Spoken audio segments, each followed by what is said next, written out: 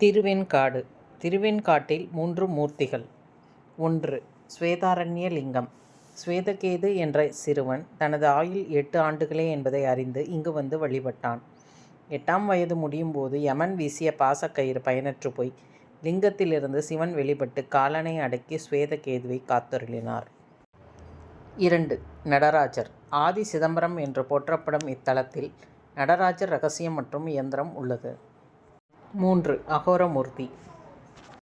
மருத்துவன் என்ற அரக்கனை தனது 5 முகங்களில் ஒன்றான அகோர முகத்திலிருந்து அகோர மூர்த்தியாக தோன்றி அரக்கனை சரணடைய செய்து தனது காலடியிலும் காயம்பட்ட நந்தி தேவரை நிருத்த மண்டபத்திலும் அமர செய்தவர் அகோரமூர்த்தி வடிவம்.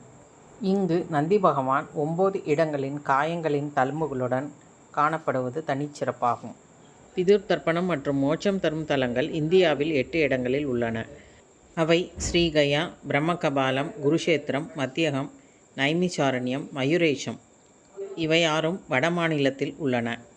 இவைகளோடு 2 சிவஸ்தலங்களான ராமேஸ்வரம், சேதுமாதவம் மற்றும் ஸ்வேதவனம்.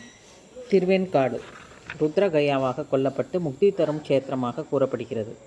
இங்குள்ள ஆலமரத்தடியில் ருத்ரபாதம் உள்ளது. இங்கு பிதிர்க்கடன் செய்யலாம். இது 21 தலைமுறைக்கு கட்டுப்படும். இங்குள்ள ருத்ரபாதத்தில் தர்ப்பணம் செய்யும் பொழுது நமது 21 தலைமுறை முன்னோர்கள் மோட்சம் செல்வார்கள் என்று கூறப்படுகிறது. காசியை விட 3 மடங்கு மேலான இத்தலத்தில் பிதிர்க்கடன் செய்வதால் நமது முன்னோர்கள் மோட்சம் சென்று நமக்கு நல்வழி அருள்வார்கள். ஆண்வாரிசு இல்லாதவர்களும் குழந்தை பேறு இல்லாதவர்களும் இத்தலம் வந்து 3 குளத்தில் நீராடி இறைவனை தரிசித்து வணங்கினால் புத்திர பாக்கியம் கிட்டும் மற்றும் நினைத்த செயல் நடைபெறும், முன்வினை தீரும். இது சத்தியம் என சம்பந்தர் பாடியுள்ளார். இங்குகளில் புதனுக்கு தனி சன்னதி உள்ளது. புத பகவானின் தோஷத்தை போக்கிய தலமாகும். இத்தலம் அனுகிரக சேத்திரமாகும்.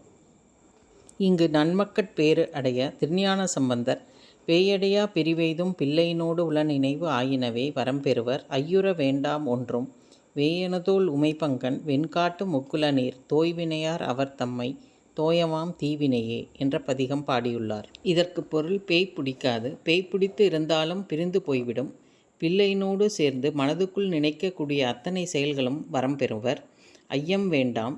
திருவெண்காட்டில் உள்ள உமையோடு சேர்ந்து இருக்கக்கூடிய இறைவனை 3 குளத்தில் நீராடி துதிக்க எந்த தீங்கும் கிடையாது. கண்டிப்பாக குழந்தை வரம் கிடைக்கும், கேட்டது அனைத்தும் கிடைக்கும் என்று சம்பந்தர் பாடியுள்ளார். பூர்வ ஜென்ம கர்ம தோஷத்திலிருந்து விடுபட நாடி ஜோதிடத்தில் குறிப்பிடப்பட்டுள்ள புதன் ஸ்தலமான திருவெண்காடு சென்று பரிகாரம் செய்து கொள்ள வேண்டும்.